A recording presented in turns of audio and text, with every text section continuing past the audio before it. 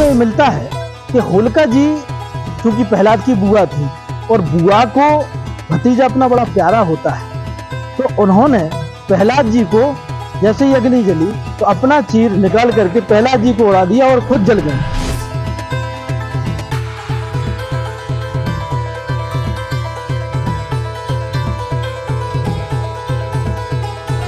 कि हमारे यहाँ सबसे पहले एरस से ही होली का पर्व शुरू हुआ था और होली के 10-12 दिन पहले से 11-12 दिन पहले से इस मंदिर में पूजा अर्चना स्टार्ट हो जाती है उन्हें होलिका को प्रकट करने के लिए।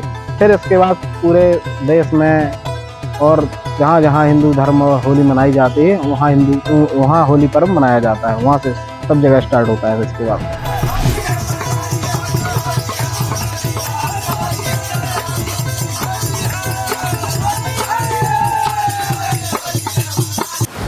क्या आप जानते हैं कि जिस होली के पर्व को पूरा देश हर्षोल्लास के साथ मना रहा है, इस त्योहार की शुरुआत कहां से हुई थी? अगर नहीं तो फिक्र किस बात की।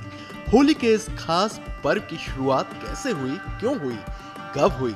हम आपको इन सारे सवालों के जवाब सिलसिलेवार तरीके से देने जा रहे हैं। ये पुराणों में भी लिखा है कि एरस से ही होली पर्व शुरू हुआ है। यहाँ भगवान विष्णु के 3 अवतार हैं, तो इन अपने आसपास के लोग इस चीज़ से मतलब इन्हें पता भी नहीं है कि यहाँ इतना बड़ा स्थल है कि जहाँ भगवान ने 3 अवतार लिए हैं। माना जाता है कि इस त्योहार की शुरुआत बुंदेलखंड में झांसी जनपद में स्थित एरच नगर से हुई। एरच नगरी अति प्राचीन नगरी है, विश्व की पहली राजधानी के नाम से इसको जाना जाता है और होली जैसे अनूठे त्योहार का उद्गम इसी एरच नगरी से हुआ है। पूरे देश में होली पर होने वाले होलिका दहन का इस एरच नगरी से खास रिश्ता है। यहाँ पर ही सबसे पहले होलिका को प्रकट किया जाता है। कि हमारे यहाँ सबसे पहले एरस से ही होली का पर्व शुरू हुआ था और होली के 10-12 दिन पहले से 11-12 दिन पहले से इस मंदिर में पूजा अर्चना स्टार्ट हो जाती है उन्हें होलिका को प्रकट करने के लिए।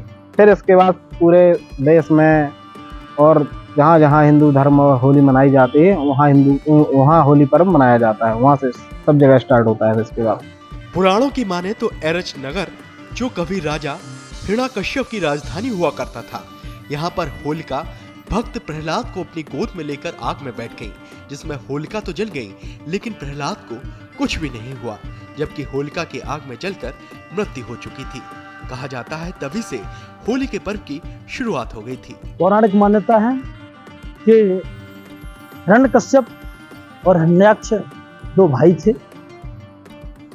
12 रूप रखकर भगवान विष्णु जी ने हिरण्याक्ष का वध किया और पृथ्वी को उससे मुक्त करा करके अपने केंद्र पर स्थापित किया। हिरण्यकश्यप को ये बात बड़ी खराब लगी कि हिरण्याक्ष का वध भगवान विष्णु ने किया है, तो विष्णु जी से हिरण्यकश्यप बड़ा द्रोह मानने लगे। लेकिन भगवत कृपा से हिरण्याक्ष के यहाँ जो पुत्र हुए उन्हें हम सब श्री भक्त प्रहलाद जी के नाम से जानते हैं, जो इसी एरच नगरी के बालक हैं और इस नगरी को भक्त प्रहलाद की जन्मस्थली के नाम से भी जाना जाता है। दरअसल झांसी मुख्यालय से लगभग 70 किलोमीटर दूर एरच कस्बा है। यह एरच वही इलाका है जहां से होली के त्योहार की शुरुआत मानी जाती है। शास्त्रों और पुराणों के मुताबिक वर्तमान में झांसी जिले का एरच कस्बा सतयुग में एरिकच के नाम से प्रसिद्ध था। हिरण्यकश्यप की एक बहन थी होलिका, तो होलिका जी को ऐसा हिरण्यकश्यप ने कहा कि तुम्हें ब्रह्मा जी का दिया हुआ चीर है जिससे तुम अग्नि में नहीं जल सकती हो, तो तुम प्रहलाद को गोद में लेकर के अग्नि में बैठ जाओ ताकि ये प्रहलाद जल जाए और इसका जीवन समाप्त हो जाए।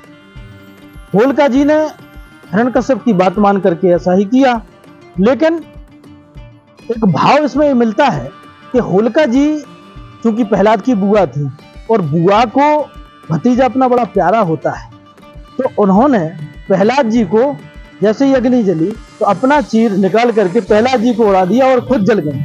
क्योंकि कथा ये है कि भगवान विष्णु की कृपा से जैसे इनके सारे षड्यंत्र फैल हुए, ये भी फैल हुआ, लेकिन ये भाव है जो होलिका जी को कहीं ना कहीं हम लोगों के सबके लिए पूजनीय बनाता है। बुंदेलखंड के झांसी में लोग अपने ही अंदाज से होली का ये खास पर्व मनाते आ रहे हैं।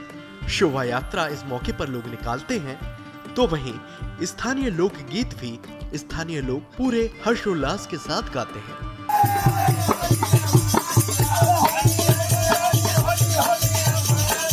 साथ ही साथ इस मौके पर स्थानीय लोक संस्कृति से जुड़ा नृत्य भी यहाँ के लोग करते हुए नजर आते हैं और खुशियों के रंग अपने अपनों के साथ बांटते हैं।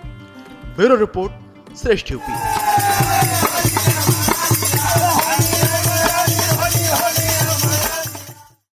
उत्तर प्रदेश की हर खबर से अपडेट रहने के लिए श्रेष्ठ यूपी को करें सब्सक्राइब, बेल आइकन दबाएं और देखते रहें श्रेष्ठ यूपी।